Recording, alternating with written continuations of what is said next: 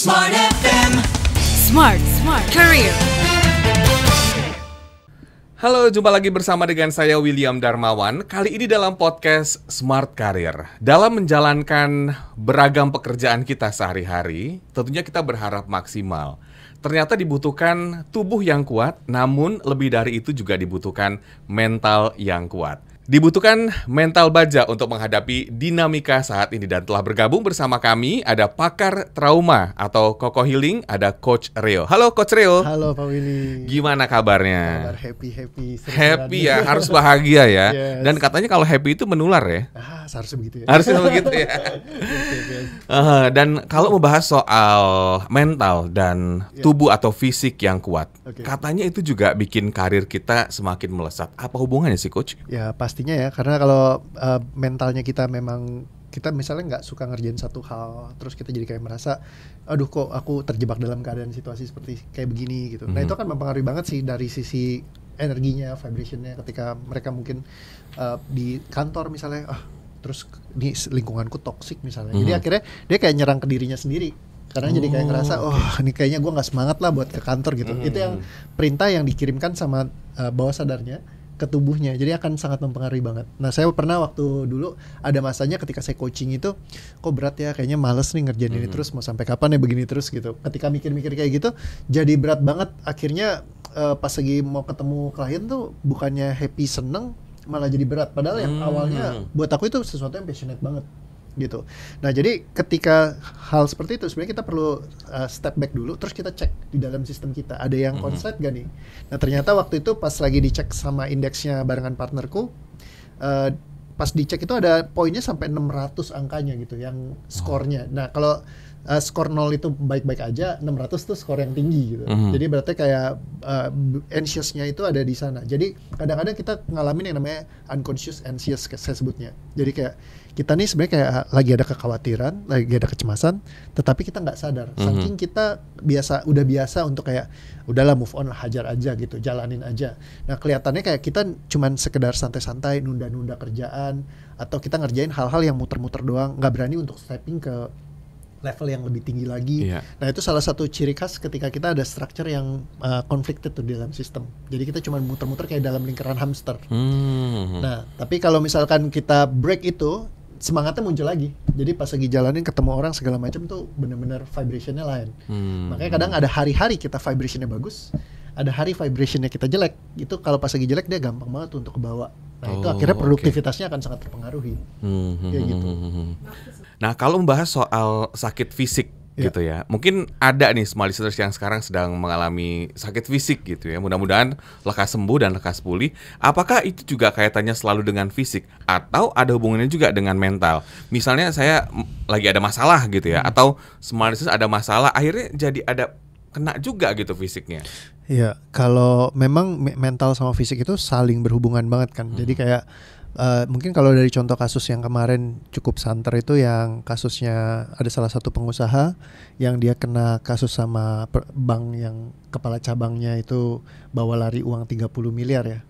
Nah itu kan uang dari banyak teman-teman yang berkumpul jadi satu mau usaha barengan gitu. Nah ketika dibawa lari, kan yang pengusaha ini sangat-sangat stres banget dan masuk fase yang kayak berat beban, karena dia itu orangnya yang kalau dikenal sangat bertanggung jawab, baik gitu ya, terus juga sayang keluarga. Begitu ngadepin keadaan seperti itu akan jadi tekanan yang masif kan ke dia.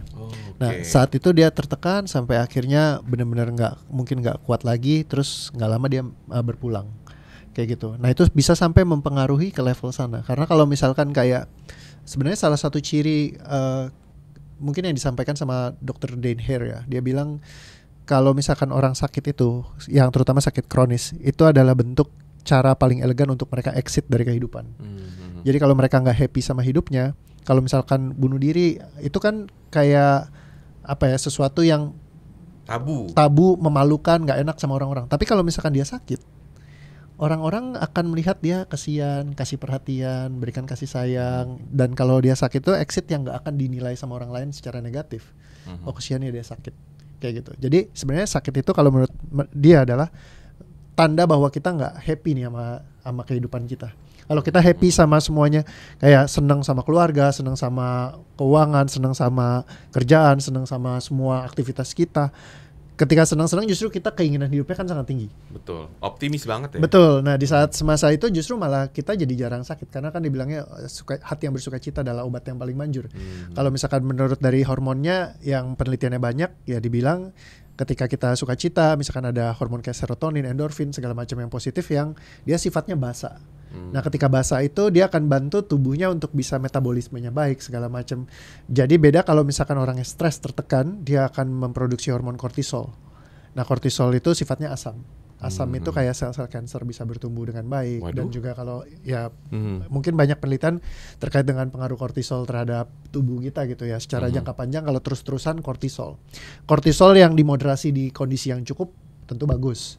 Tapi kalau misalkan terus-terusan dalam keadaan kortisol itu ya bisa bikin kesehatan kita jadi menurun. Nah, jadi pengaruh dari mental kita sangat mempengaruhi ke banyak titik sih. Bisa seperti itu. Oke, Coach Rio, katanya stres itu banyak yang bilang wajar gitu ya. Ya. Apalagi kita yang tinggal di kota besar tentunya sering berhadapan dengan stres. Mulai dari kemacetan, kemudian juga permasalahan pekerjaan, bahkan pasangan gitu ya. Ini ada pasangan yang bikin stres ya.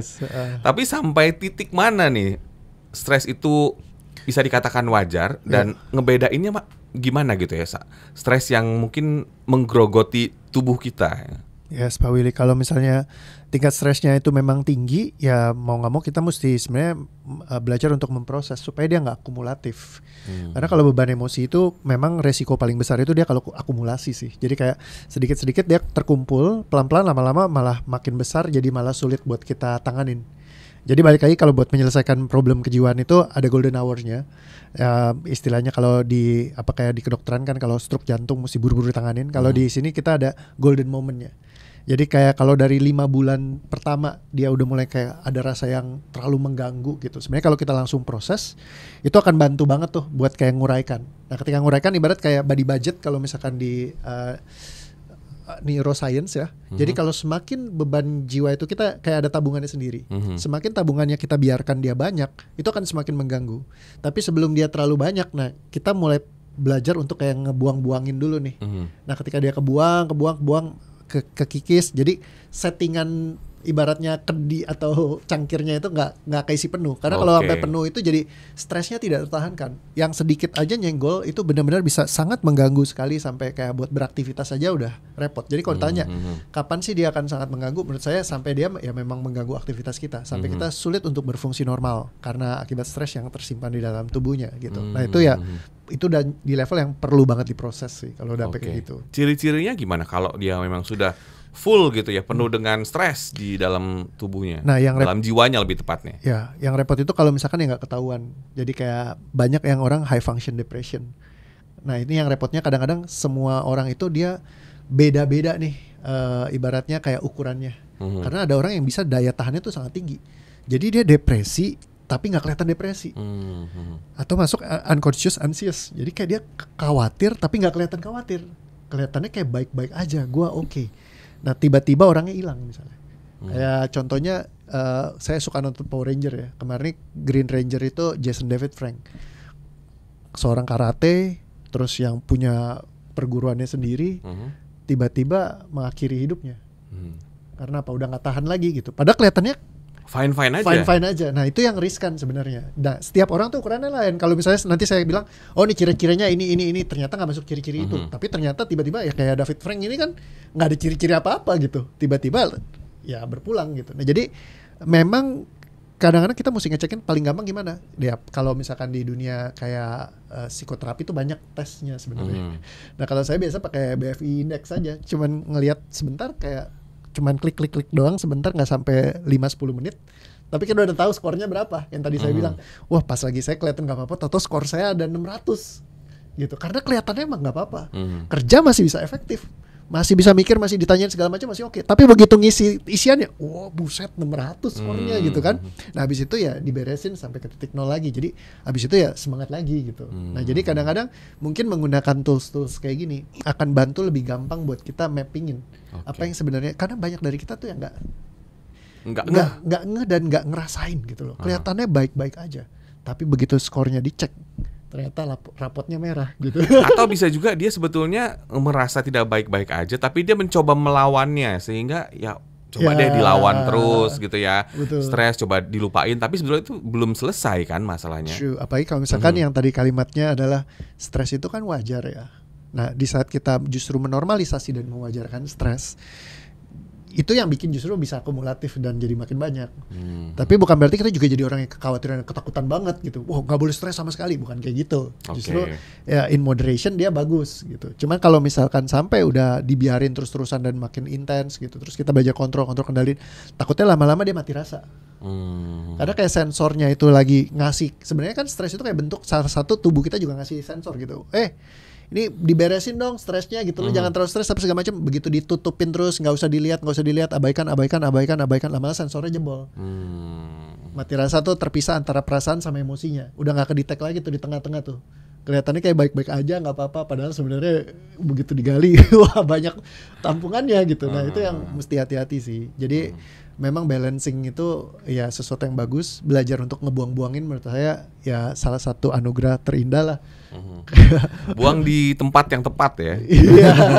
Kadang-kadang kalau kita kan sering juga nih curhat sama temen gitu ya. Tapi kita curhatin terus, nah itu kan kadang-kadang temennya juga jadi terpengaruh gak sih? Nah yang repot itu karena banyak orang punya paradigma yang salah bahwa kayak curhat atau misalnya teriak-teriak atau misalnya banting-banting barang itu sebagai kayak proses membuang. Membuang, oke. Ya padahal sebenarnya itu lebih karena memang itu pelampiasan. Jadi melampiaskan itu kayak ibaratnya kayak orang nge-gym aja. Misalnya lagi beban nih, terus kayak wah mau diledakin, yaudah dia nge-gym dulu. Nah nge-gym itu kan kayak capek, lelah, begitu lelah tuh udah males lah ngapa-ngapain lagi gitu. Nah sama kayak curhat juga sebenarnya kayak udahlah males, udah selesai gitu. Jadi kayak kelihatannya udah selesai, kayak udah lepas. Betul lepas di situ doang, tapi di permukaan bukannya di kedalaman. Karena sebenarnya jangan-jangan ada sistemnya lagi di bawah yang bikin mereka terus-terusan harus kayak gitu terus. Karena kalau benar-benar lepas, dia nggak balik-balik lagi tuh masalahnya. Nggak cerita-cerita. Nggak cerita yang sama lagi. Kalau cerita yang sama terus, artinya masih ada yang nyangkut di sistem. Karena kalau lu udah selesai, lu nggak cerita itu lagi. Baik. Jadi itu titik di saat ya udah memang ya kembali ke kondisi netralnya dia. Tapi kalau masih terus-terusan ya itu ada yang mesti diproses. Pentingnya menjaga keseimbangan ya, apalagi untuk yang memiliki karir yang sangat baik gitu ya, atau mungkin siapapun ya, ini bukan hanya itu. Tapi kalau membahas soal ini mungkin sedikit ya, yang sudah memiliki jabatan yang sangat tinggi biasanya kan waktunya juga sudah sangat sempit gitu.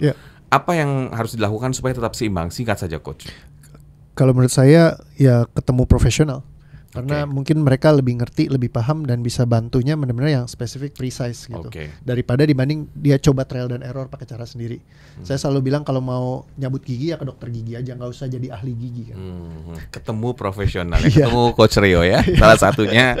Baik, semoga apa yang diperbincangkan pada podcast ini bisa memberikan semangat kita untuk menjaga keseimbangan dalam hidup, karena pentingnya tadi ya menjaga keseimbangan emosi dan kesehatan kita. Terima kasih banyak Coach Rio atas waktunya. Dan demikian podcast Smart Career. Kami mengucapkan terima kasih atas perhatian Anda. Jangan lupa untuk subscribe YouTube channel Smart FM. Saya William Darmawan. Saya Coach Rio Koko Healing. Mengucapkan terima kasih. Sampai jumpa. Thank you. Smart FM. Smart Career. Make your future better.